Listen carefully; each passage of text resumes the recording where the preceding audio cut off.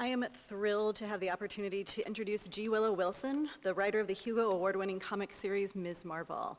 Here at Moraine, we've spent the last year digging into the first volume of the series with our 2018-2019 One Book, One College selection. I've loved sharing this book on campus because I saw in Kamala Khan so many of our students, but also all of us, our struggles that we face in learning about who we are and the responsibilities we have towards others. I especially, though, really appreciate who Kamala Khan, Ms. Marvel, is and the particularities of her struggle, because they're ones that we don't often see in comics or in pop culture generally. Those particularities that she is a daughter of Pakistani immigrants, fiercely loyal to her family, but also wanting her independence, a Muslim, but still sorting out what her faith really looks like for her, and then a superhero, but also a student with schoolwork and friends. These complexities and contradictions are what make Kamala Khan a hero we want to root for and keep reading about. Willow Wilson has also brought her talent for writing complex, intricate characters to more than just Ms. Marvel. She's written comics for DC, most recently taking on one of their most iconic characters, Wonder Woman.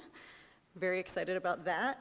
She's also written 2 novels without pictures, winning the World Fantasy Award for her first novel, A Leaf the Unseen, and has a brand new title, The Bird King, just released this past March.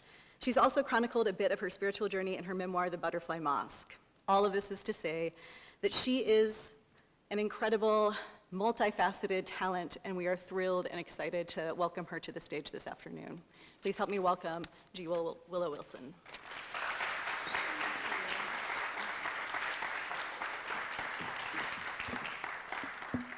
Hi. Is this a good volume for all of you? Okay, wonderful. I'm so happy to be here. I've been on the road, as I was saying backstage, for upwards of a month on tour with the Bird King. So if I start to speak in tongues, I hope you'll forgive me. But it's really always a thrill for me to be in a room like this with college students, and other people who are at a time of life when you're making a lot of choices about what your next steps are and who you're going to be in the world. And so it's a great honor for me to be here with you, and thank you for having me. The history of Kamala Khan is kind of a strange one. About, gosh, it must be about 7 years ago now, when I was quite pregnant with my second child, and I was on another book tour for Aleph the Unseen. I had kind of been out of the comics scene for about a year.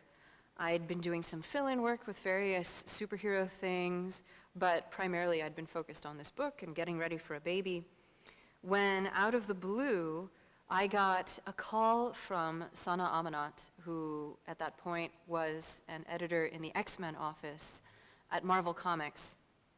And I'd met her before, briefly. We'd had lunch with a mutual friend and kind of empathized with each other, because at that point we were the only 2 Muslim women working in the entire mainstream American superhero industry. It was just us. And, but we hadn't really spoken since then, so I was not expecting this call. Much less was I expecting her to say, so we have this idea. We want to create a new American Muslim superhero and put her on her own ongoing book. And we would like you to help develop this character and write the book. And my first instinct was to say, no way. That's utter madness. I had, in my, at that point, relatively short career in comics, accrued already a certain number of threats, some serious, some not, for writing things that had nothing to do with religion, with politics, with anything that could be considered remotely controversial. I would write 2 entirely unremarkable fill-in issues on Superman and get threats. And people writing in this was Internet 1.0 at that point.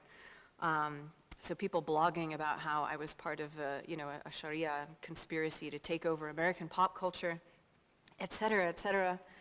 On tour with my first book, The Butterfly Mosque, I got an actual very serious death threat of the sort where the police become involved. I never saw the actual contents of the threat because it was made to the organizers of one of the events that I was supposed to go to in the Silicon Valley area. And it was the weirdest experience of my life and remains something that I still kind of don't know how to describe or grapple with because it was just so outside of my everyday experience. Unfortunately, we're so saturated in social media these days that we've kind of become numb, I think, to threats. Everybody who is online is constantly slinging all kinds of stuff at each other, and it's difficult to separate signal from noise and figure out when you're really in trouble and when it's just some guy in a basement writing on the internet. So whatever was in the contents of this threat, it was serious enough for the organizers of the event to involve the local police.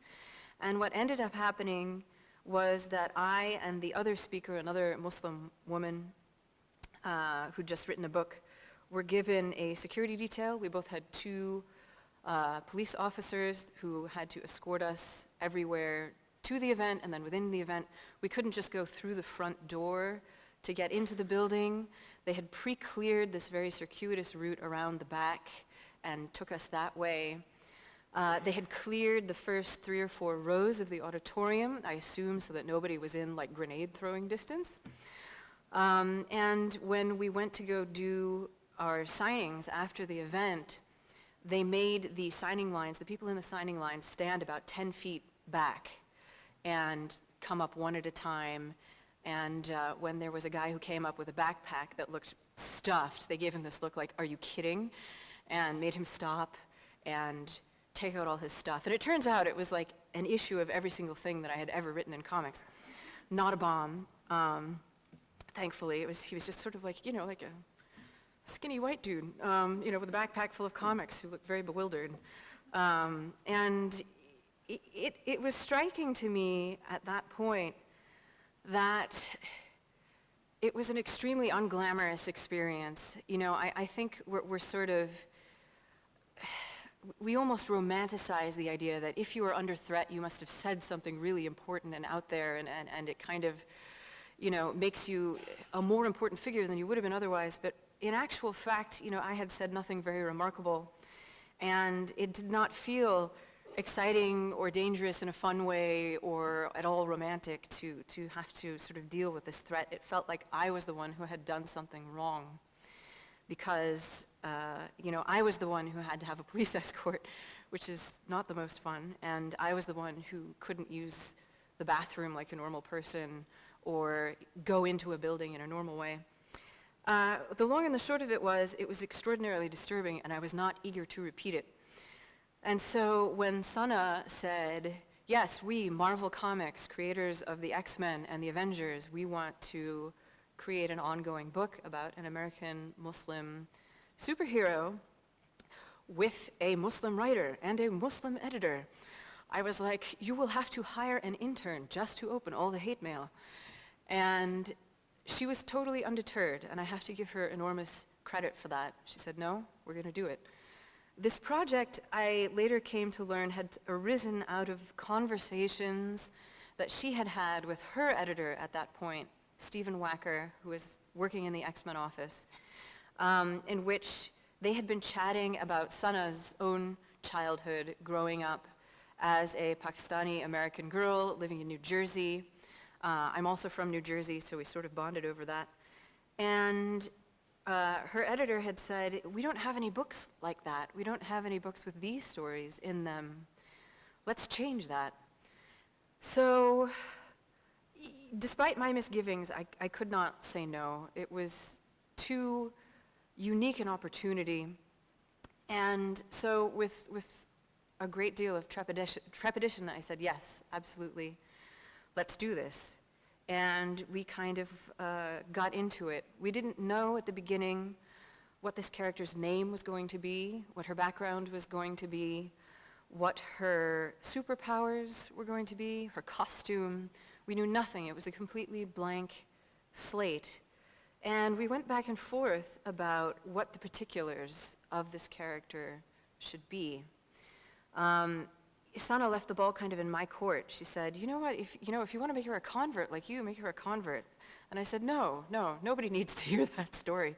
That's a story of a radical departure from the life that you had sort of set out for yourself. Your story is a story about belonging. Let's do that.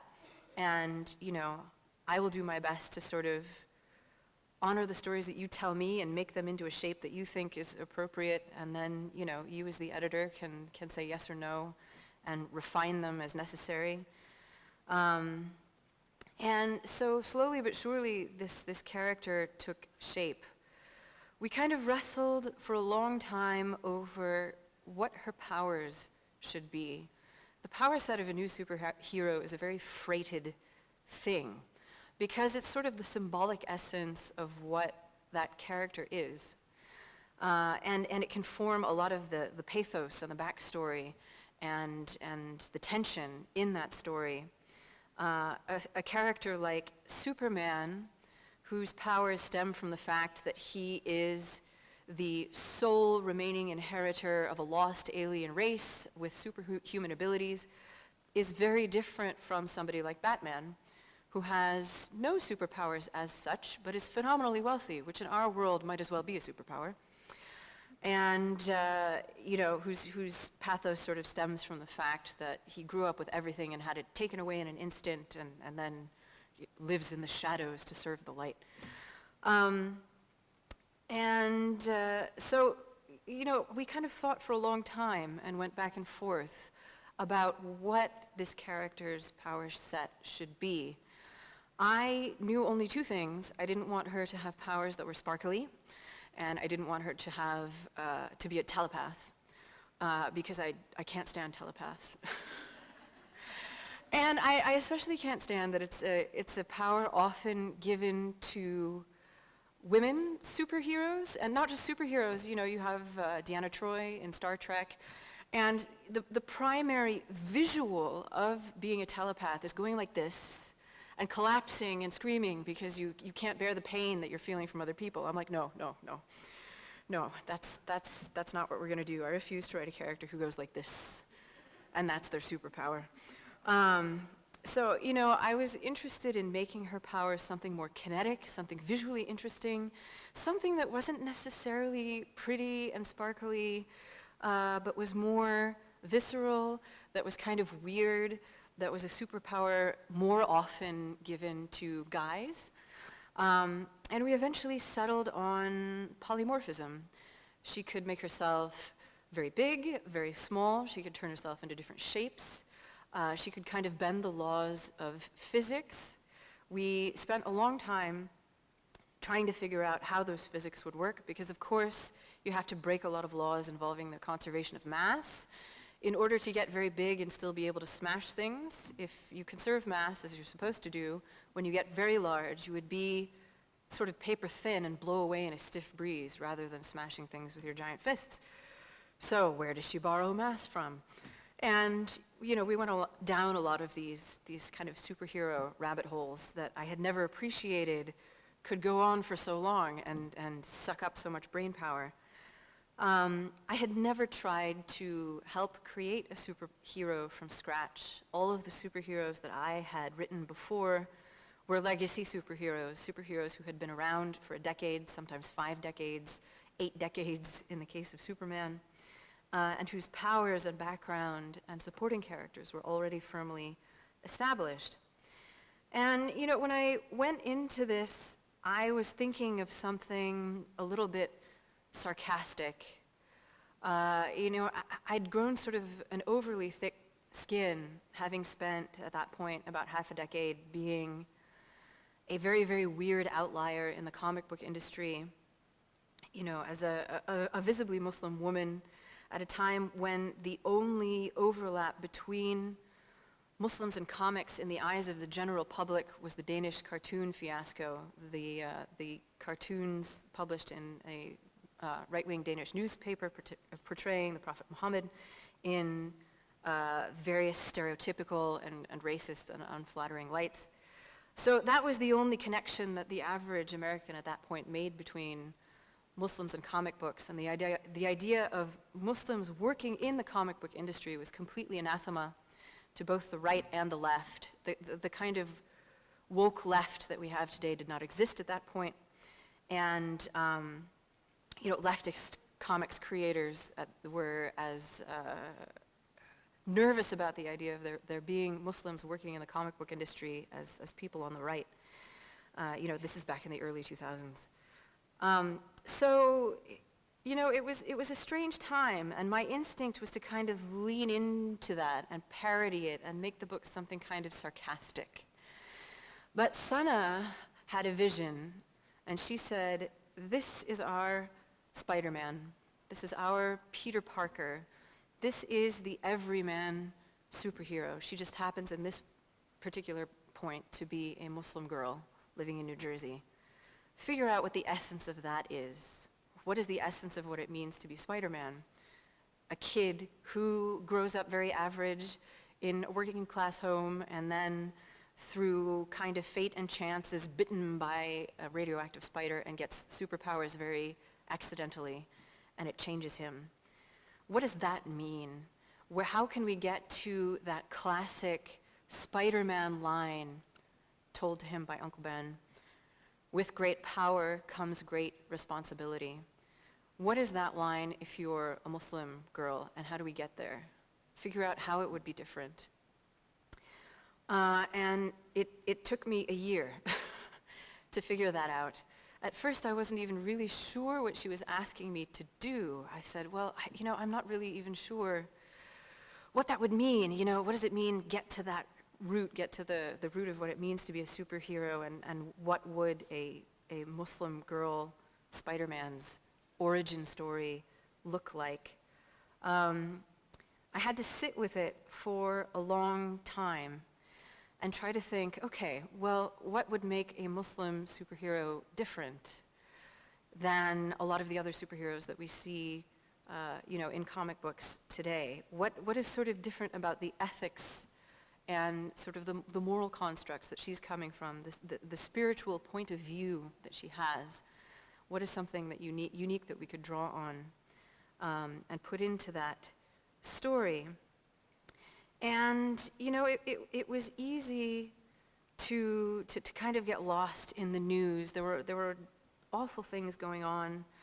The Boston Marathon bombing happened in the middle of this period of kind of trying to discover who this character was and then create this character.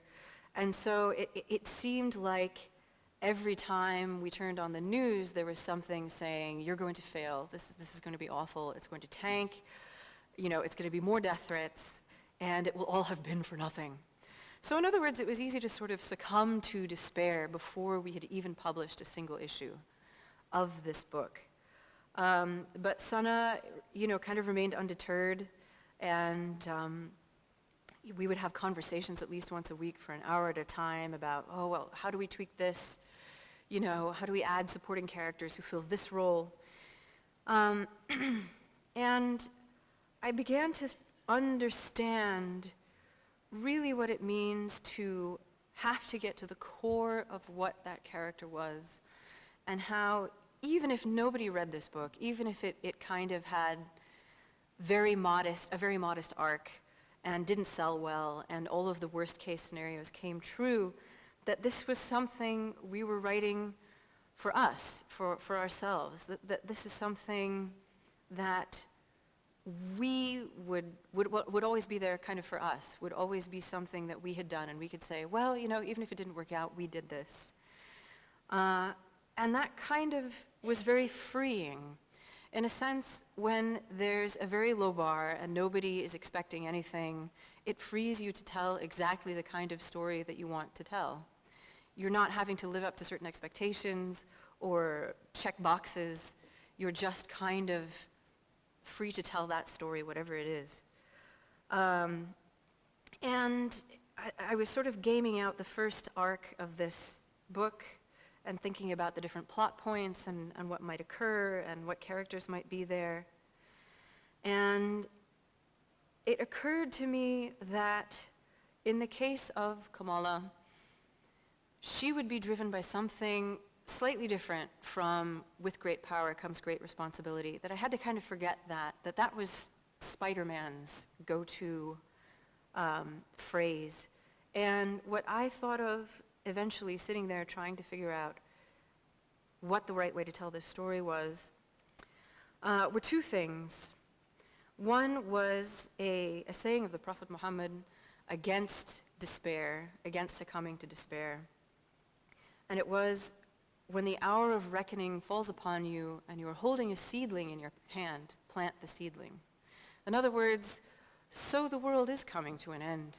Okay, you are not absolved of your responsibility to do what work you can do right now, even if you know the world is ending tomorrow.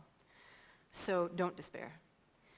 And another one was something that it didn't occur to me until we were trying to figure out what her first heroic episode was going to look like. After she's gotten her powers, she's kind of deciding what she's going to do with them. And she hasn't quite decided to be a superhero yet. And that was a line from the Quran that we modified slightly in translation in the book. And that is, if you kill one person, it is as if you have killed all of mankind. And if you save one person, it is as if you have saved all of mankind. And that was it. It was like a light bulb went on. And we could finally see this is what makes this character who she is that she doesn't lean away from her faith, she leans into it. It feeds into what she is able to do. It informs who she is, not just as a superhero, but as a person. And finally, things began to fall into place, piece by piece. I wrote the first few issues with the amazing artist Adrian Alfona, who lent this incredibly quirky, wonderful vibe to our imaginary Jersey City, which has some very real Jersey City landmarks, including the infamous Cole Street pothole, which is a real place. It has a Twitter account. You can go there and visit, and apparently people do. I've heard from the guy who manages the Twitter account that there have been Ms. Marvel fans who've come looking for this particular municipal defect in Cole Street. And all kinds of different landmarks within Jersey City. And we kind of sent it out into the world expecting not a great deal. We thought if we could get to 10 issues, that would be fantastic. Our joke, Sana's and my joke as we were working on this was, it's not like they're going to put her on the Avengers, and then we would crack up. So we were trying to sort of keep our expectations modest. So imagine our surprise when the first issue came out and did so well that it went into a second printing, and then into a third printing, and then into a fifth, sixth, seventh, and eighth printing, and became one of the best-selling first issues of all time at Marvel Comics. And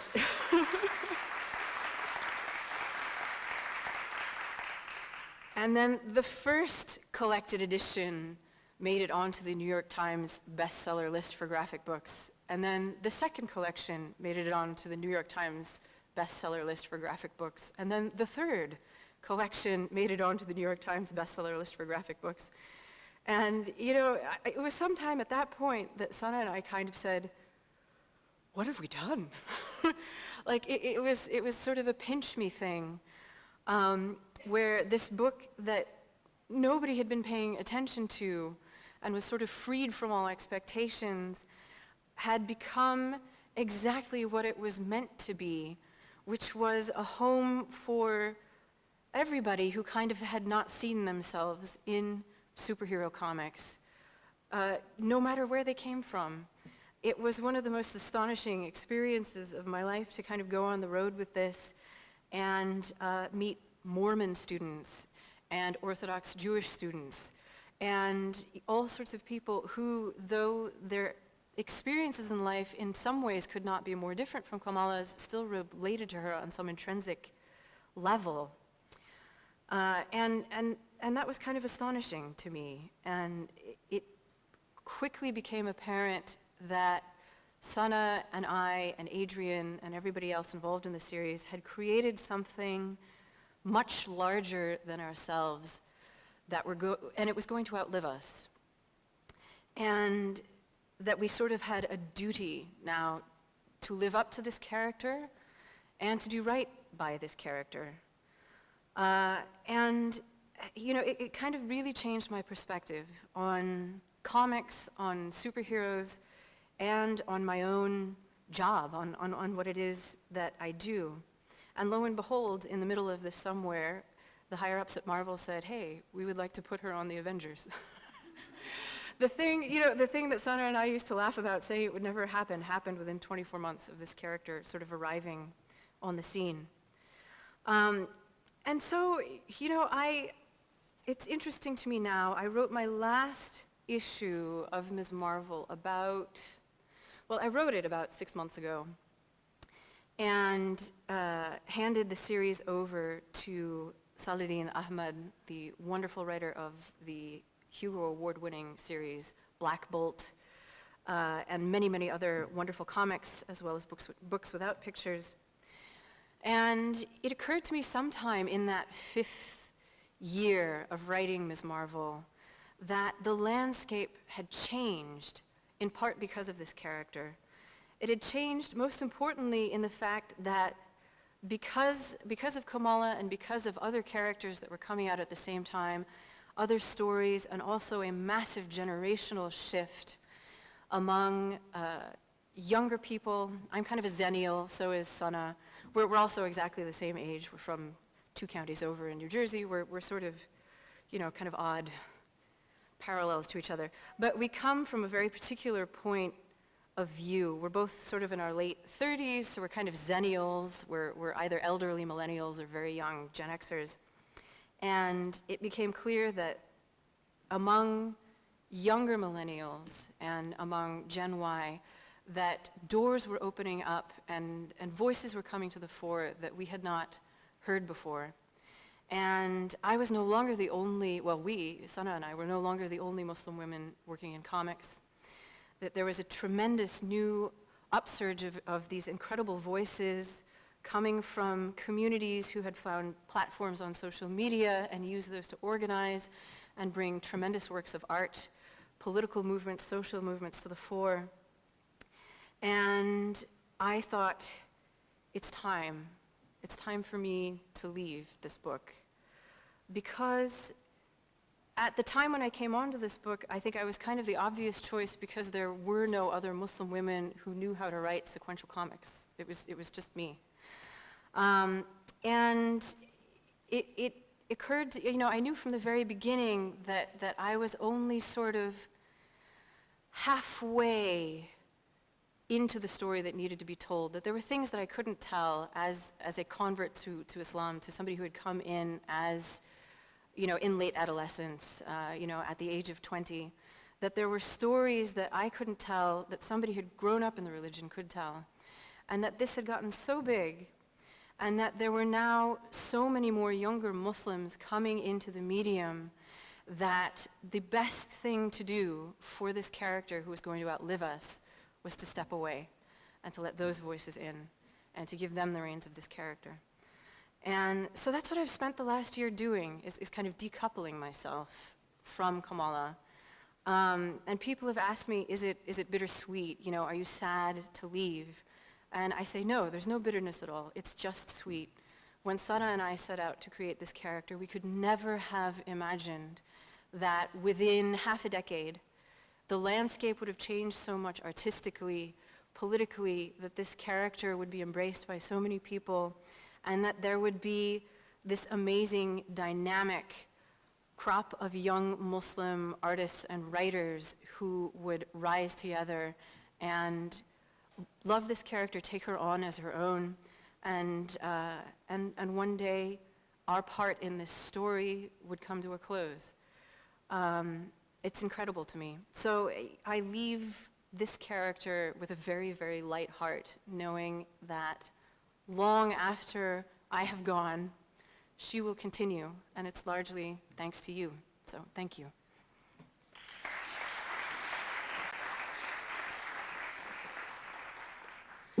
I think they're going to open it up to questions, and there will be microphones circulating here and there.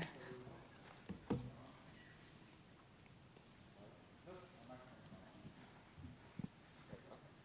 would be helpful if I turned it on. I'll get back to you in a minute. So thanks, everybody. Thank you so much, Willow. I have a couple of people on roving microphones, so I'm going to pass this one off to Troy, and I will be up here on stage sort of guiding them where to go. So let me pass this on to you, Troy.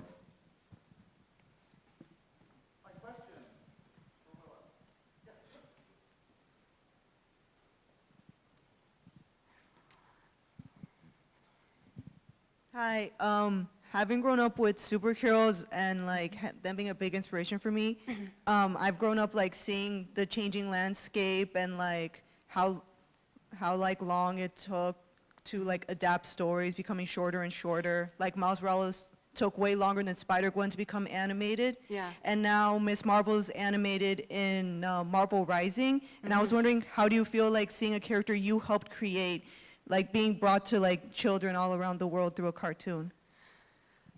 You know, it's been really interesting to see how people in animation have interpreted that character. I, setting out, only envisioned her within the confines of a comic because we never imagined that she would be anything but a comic book. And I sort of didn't think about in my head what that would look like in an animated form or anything else. So it has been absolutely wild for me to see this character with sound effects and, you know, sort of moving across the screen.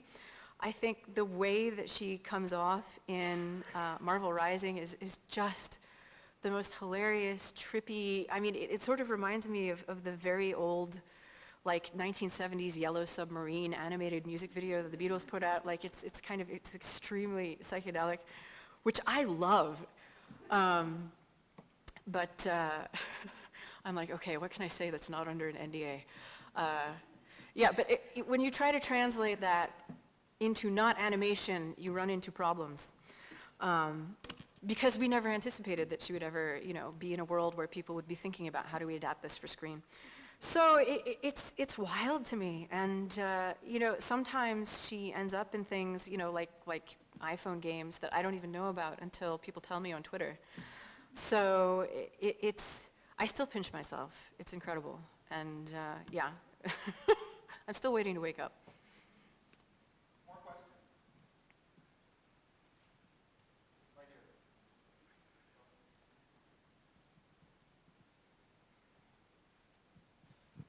So over the time that you've written Kamala, she's interacted with a bunch of characters that we know and love. I think the Wolverine story arc and, of course, all of the Carol moments. Can you talk about some of the moments that were particularly fun to write and some of the ones that were maybe a little bit more challenging?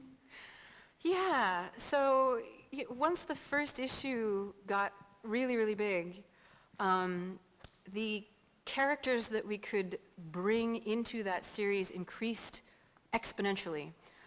It became not like, well, if you want to, you can have this crossover and this crossover, and instead was like, who would you like to have a crossover with?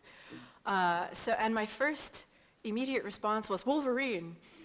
And I remember pitching this to Sana, and she was like, really? Because he's so antithetical to what she is. He's like an anti-hero, and he smokes, and you know, and this is a YA comic. We try to limit things like smoking. And it just seemed like such an odd pairing, and I was like, no, that's why it'll be so great, because, you know, he's such this doom and gloom kind of like sad guy who's really short. And, you know, and she's so happy and, you know, solution-oriented and all this stuff, it'll be hilarious. And they were like, okay. So, you know, so we did the Wolverine mini arc, and I was super happy about the way it came out because it was very much wish fulfillment. I just thought, how would I act if I was meeting Wolverine as a teenage fangirl? And I just did that. And it turned out that was sort of how a lot of people would have reacted as teenage fangirls because, you know, that arc did really well. So that was a fun one. What was way more challenging was to do the Captain Marvel stuff, the Carol Danvers stuff, because, you know, as Ms. Marvel, Kamala was stepping into a legacy name, which was Sana's idea. That was sort of her attempt to give this character a longer shelf life than she might have had if she did not have a legacy name, because historically, in terms of sales numbers and stuff, new characters who have no connection to anything else in the shared universe tend to tank. And she was like, well, if we give her a legacy title that'll tie her to another character, we might be able to get more mileage out of this book. And that's how she stepped into Captain Marvel's old title, Ms. Marvel. And it's really tough to do a legacy character because inevitably the original character is a product of its time and place. And if you're going back to that decades later, things have changed. Things have changed socially, politically, in every possible way. And so how do you honor what that character was trying to do in a time that may have moved past that? So it was interesting to sort of go back and be like, gosh, all of the old Ms. Marvel costumes are so bad. It's like the thigh-high boots and like the G-string and the whole 9 yards. The character is great, and you can sort of see how in the 70s this might have played out in an era where it was, like the primary battle was for women to be able to wear what they want and to be sort of sexual in public places and not be censored for it and not be told your skirt needs to be longer, your bathing suit needs to cover more, you need to have longer hair, et cetera, et cetera. So you can see how in that era that costume worked. But today, it just looks terrible. And so balancing those two things was really tough because you want to honor that legacy, but at the same time recognize that we are in a very different place than we were when that character came around. And I'm still not convinced that we got it right because it's so tough to pull off.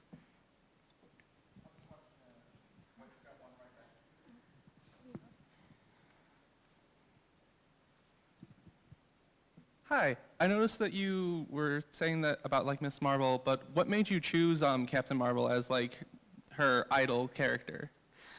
That was again one of Sana's suggestions, and it was because Captain Marvel at the time within Marvel seemed like a good fit. Captain Marvel starts out her journey to superherohood in the 70s as Ms. Marvel, and kind of went away for a while, for several decades, and then was rebooted maybe 5 or 6 years before Kamala Khan came to the fore as Captain Marvel, because she's a captain in the Air Force. And because she had had unusual success in connecting with readers, especially female readers, and she had been set up in kind of this very uplifting way, and there was kind of a built-in fan base of people with similar ideals. It made sense for this new character to kind of be connected in some way to her versus another character, and also because there was a conveniently vacated title associated with that character, so you could make the connection very clear. Whereas with another character who'd always been known by the same name, and so it wouldn't really make sense to name a second character after them, or a character who has been on the shelf for decades and people don't know who they are, so it doesn't make sense to sort of connect a new character to them. It was just kind of a right place, right time scenario. Hi. Hi, I like your shirt. Thank you. First, thank you so much for being here. I just want to say that I'm actually new to reading graphic novels. This is actually the first graphic novel I've read all the way through, and was lucky to find that we had even more of the series in our library, so I checked them out and continue to read them. Mm-hmm. So thank you for that. I related a lot to what Kamala Khan went through because, I grew up in an area where there weren't a lot of Muslims, and can understand where the feeling of having a double life comes from, and so just reaching back to her spirituality and, at any time that something, complicated or she was challenged with, reaching back to what her family had taught her really resonated in me, and I appreciated that. My question is, could you tell us a little bit more about your spiritual journey and how that helped guide you when creating this character? Yeah, so I grew up in sort of a lapsed Protestant household, very lapsed. I tried to be an atheist. I just wasn't very good at it. I'm just one of these people who is hardwired for God on some level, which could be its own little discussion.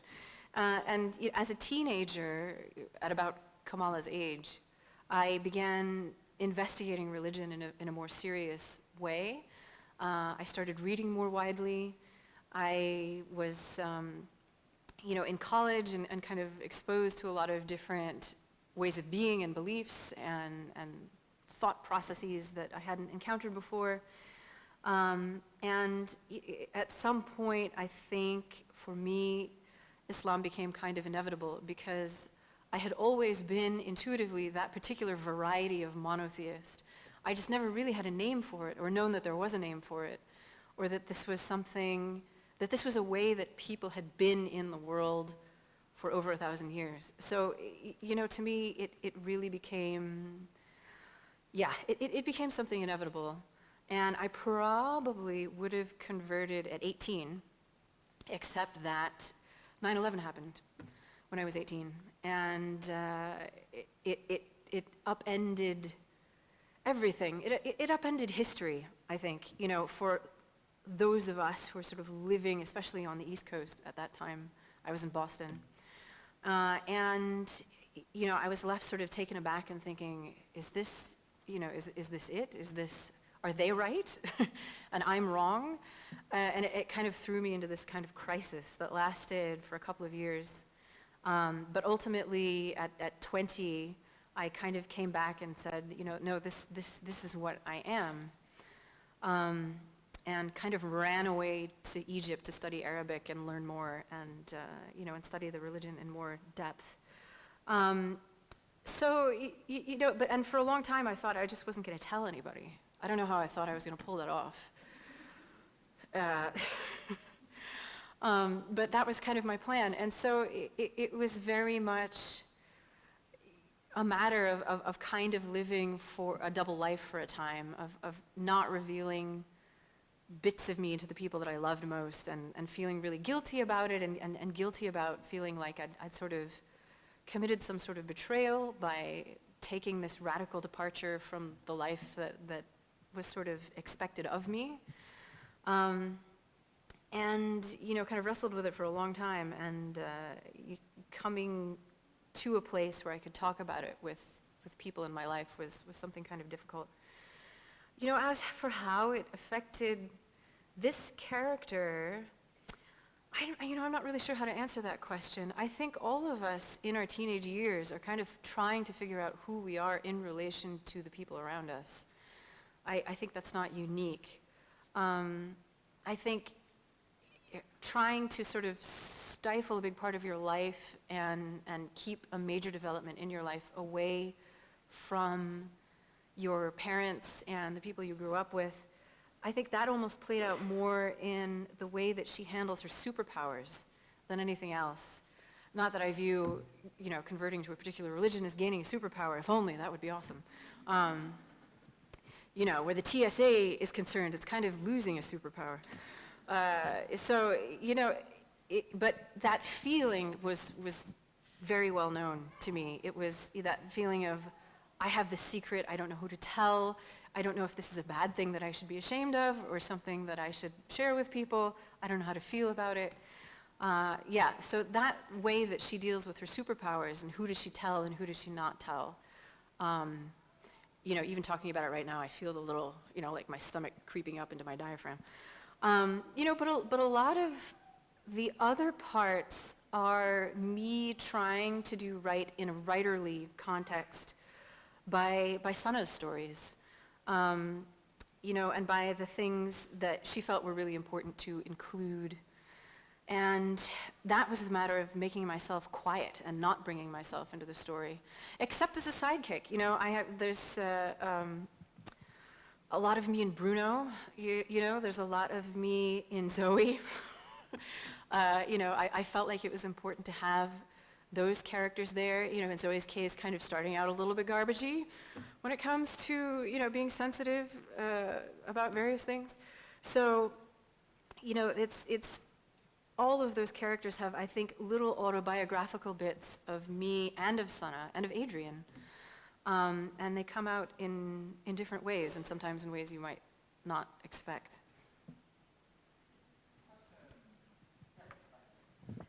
Hi, I'm a faculty member also, and I teach composition and literature, and all of my classes have been using Ms. Marvel in the last year. So one of the questions that I have for you is about, do you think that popular culture studies have had a really good impact in how we have these big changes in society? You were mentioning earlier about all the new authors coming to Marvel and things like that. Do you think popular culture studies has helped that, or do you think that sort of like they're linked together in some way? I'm sorry, you say popular culture studies? Yes. In other words, the academic study of pop culture. I'm not sure. I'm coming to it from my perspective, I tend to think of it as more of a direct connection between pop culture and the people who consume it. Because a lot of the academic work is only semi-visible to me. A lot of it is stuff that I'm not necessarily conversant in because I'm kind of in the pulp trenches of the superhero world. So I don't know. I'm not sure how to answer that question. I think, the way to find out would be to ask people, like, what has changed your perspective? Was it this particular show, or was it discourse about this particular show?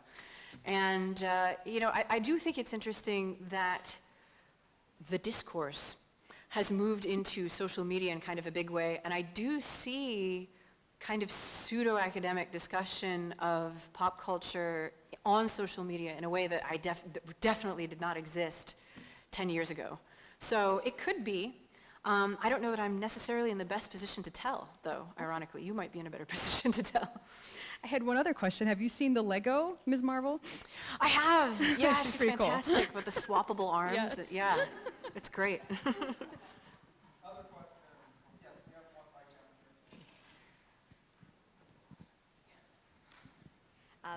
So I've heard that they're going to do a Miss Marvel movie right after they finish with the Avengers. So I was wondering, like, are you going to be taking part in any of the production, or like, the script writing, the screenplay, cameo, or any of that? So, yeah. I should say I do not at this point, and this is God's honest truth, I do not know anything that the internet does not also know. So, now that there is a Captain Marvel movie, and Brie Larson, who plays Captain Marvel, has talked in a lot of interviews about Kamala and Ms. Marvel. So, I think it is not unlikely that Kamala will end up on screen at some point. But I know nothing that the internet does not also know. Nor do I know what role I would be asked to play. Who knows if I would be brought on to consult or similar or nothing. I have no idea. So I will kind of roll with it. But yeah, certainly the people to bug. I get a lot of sort of DMs and emails and things from young Pakistani American and Indian American actresses saying, like, please, I want to be Miss Marvel. And I'm like, I'm not the person to bug. The person to bug is Marvel Studios, but by all means bug them.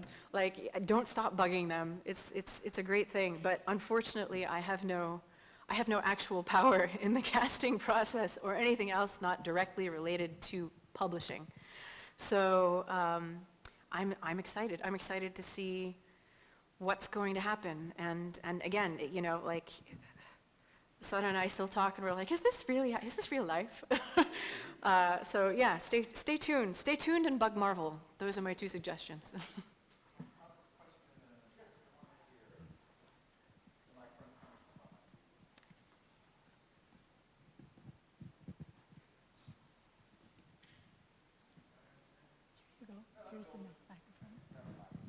So I only read the first book. Can you explain that the inventor? Explain the which? The inventor, the bird or chicken. Oh, the inventor. Oh, yeah. So the inventor is one of the first supervillains that we brought into the series that's unique to Ms. Marvel. In other words, he didn't exist before Ms. Marvel. And the way that he kind of came about was I thought it would be a good idea to tell kind of a generational story. When you have a superhero, you kind of have to have supervillains that match, that are sort of equal and opposite in some way. And since this was a young adult series about a teenage protagonist and primarily teenage supporting characters, and at that point especially, you could not turn on the news without one of these, kind of boomer think pieces about how terrible millennials are. I was like, well, what if we make, them like one of these kind of like low-key, like get rid of all of the young people, let's depopulate the planet so that we continue to consume resources at an alarming rate types of like weird science guys. And so I was like, well, how do we make something nutty enough to sort of match the whimsical kind of fantastical vibe that we have in the series? And I was like, well, what if some guy tried to resurrect Thomas Edison by cloning him from his DNA, but mixes it up with the DNA of his pet parakeet? And so we have, Thomas Edison, who's like half bird, and that's, there's kind of a twist. That's who we think the inventor is, and then we get into some sort of abstract Watchmen, who invents the inventor stuff later, but I don't want to spoil that for people who haven't read book 2. But that's where it came from. We kind of wanted to make a supervillain that matched like the tone and the content of the series, and was just totally different from all of the other Marvel supervillains that were out there at the time, and that's how he came around.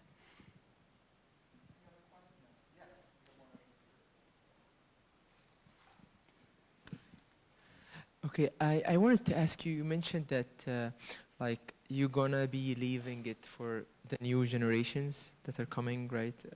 And are you gonna be focusing on something else now, or there's any other achievement? I feel like this is a great achievement that you have done, and now it's there, and is there something else you're working on to do also? There's another achievement that's coming, expect? Yeah. So right now, I made the decision to step away from Ms. Marvel and to pass it on to another writer, and did not have any plans at that point. I was like, whatever happens, happens, and if this is the only really good thing I do, then that's fine. But literally 2 days after I'd had that conversation, and Sana and I were talking about bringing on Saladin, DC called me up and was like, hey, are you free? Would you like to write Wonder Woman? And I was like, as it happens, as of right now, I am free. So I'm writing Wonder Woman. I'm having a good time. It's a very different process and experience writing a character who is that old and who has such an established bunch of villains, and so many stories have already been told about her, versus trying to invent a superhero from scratch. So I've got that. I also am doing my first creator-owned book in a very long time with the wonderful British artist Christian Ward. It's a sci-fi epic set in a distant galaxy called Invisible Kingdom. It's kind of about space nuns. It's funny, it's weird. If you like Dune and/or Cowboy Bebop, I would check it out. You don't even need to read the words, the part that I do. Christian's art is just mind-blowing and trippy and colorful.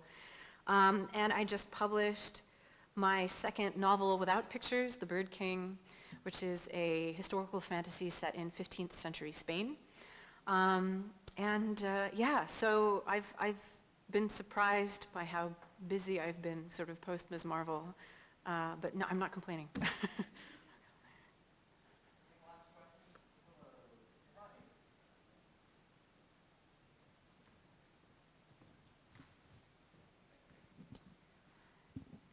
First of all, thank you very much for coming, and thank you for writing this, and thank you for embodying a character that, people in my family, that I can see in the same kind of character. Something I'd like to ask, as an artist myself and as yourself as a writer, is, I grew up in an era where a lot of people thought that, and this is rightfully so, getting into the world, the professional world, becoming doctors, engineers, et cetera, is a very important thing, and it is a noble pursuit, teachers, et cetera.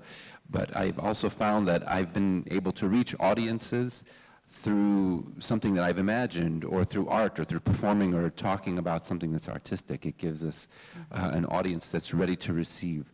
And I think, especially because I see a lot of young faces in this room too, can you speak a little bit to, we're so much of a consumer culture of pop studies and of popular art and things like that, that we don't really understand sometimes the struggle it is to actually create something. Can you speak a little bit to the creative process and the power that you feel the creative process has? Because this generation, me coming back to this area right now especially, I've seen a lot of budding minds now going to school to become journalists, artists, graphic novelists even, musicians, and that fills me with a lot of hope. Can you speak a little bit to that process of the power to create, and maybe, how people can find their inspiration in that? Yeah. Creating something new, whether it's visual art, storytelling of some kind, comics, novels, music, is kind of scary because you can do whatever you like, but nobody is obligated to like it. And for every artist and writer and everybody, that's really scary. So a lot of what you do, I think you have to, number one, create, do the thing, finish the thing, and then don't attach your self-worth to the outcome, because it can only be as good as you can make it. Make it as good as you can make it the thing that you are proud of, and then you kind of have to step back and be like, it could be that this is a work of genius and I am just, ahead of my time if nobody likes it, or it could be that I need to go back to the drawing board and do something different. And that, to me, remains really, really the toughest thing. That it's so hard when you're in the middle of creating something to judge its potential.